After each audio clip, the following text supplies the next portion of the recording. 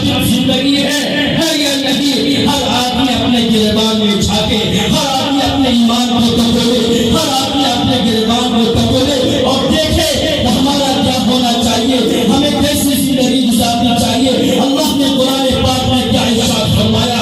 الرحمن علم القرآن۔ تو میرے بندو، میرے بندو، جناب محمد رسول اللہ صلی اللہ علیہ وسلم کے امتوں، ذرا سوچو تو صحیح، قرآن کو تو پڑھو، قرآن کا مطالعہ کرو، قرآن کا کھول کر دیکھو، قرآن کے اندر ان کے معنی پر تو غور کرو۔ اللہ نے کیا کہا؟